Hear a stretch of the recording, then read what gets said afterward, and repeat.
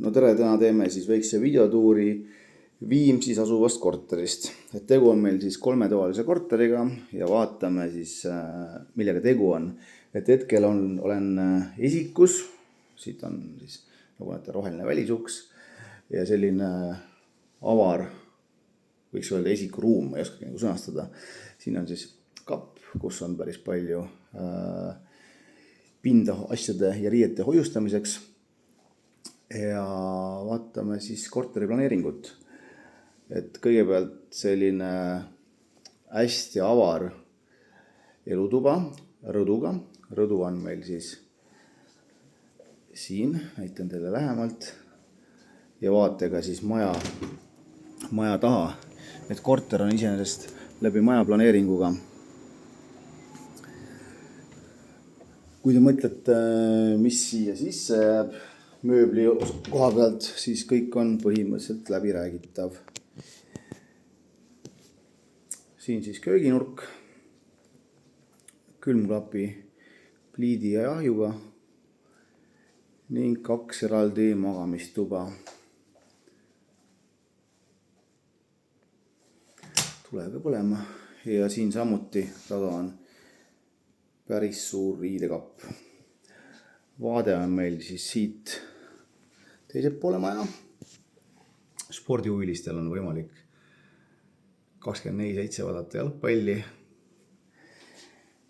Ja vaatame ka siis väiksemat magamistuba.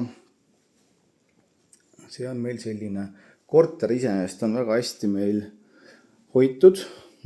Maas on meil laminaatparkett. Seinad on värvkatte all. Ventilatsioon on lahendatud siis fresh klappide näol. Ja nii ta ongi. Kütteliigiks kasutatakse praegu infrapunaradikaid ja lisaks on ka meil olemas elutoas õhksoojuspump, mida saab siis ka suvel kasutada näiteks jahutusena. Aga tuleme veel korraks tagasi siia magamistuppa, et siin on meil selline hästi lahe Prantsuse rõdu maast laeni aknad.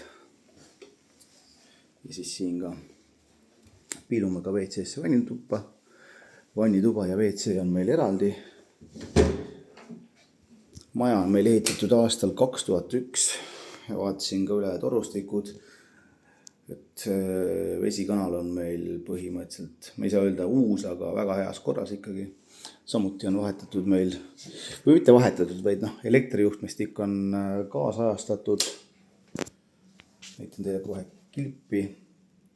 Vannituba näeb välja siis selline. Vesi tuleb meil boilerist ja nüüd kui kõik mõtlevad, et meil on hästi suured kommunaalarved, siis tegelikult see nii ei ole.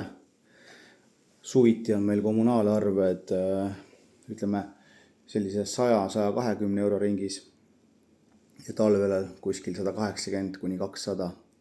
Et sinna suurusjärku need kommunaalarved jäävad. Ja tasub ka arvestada sellega, et need kommunaalarved siis sisaldavad elektritarbimist, et tegelikult väga mõistlikud kommunaalid just tänu infrapunaradikatele ja mõistlikule tarbimisele, et seda õhksoojuspumpa on võimalik ka siis erineval viisil seadistada, millal töötab, millal mitte.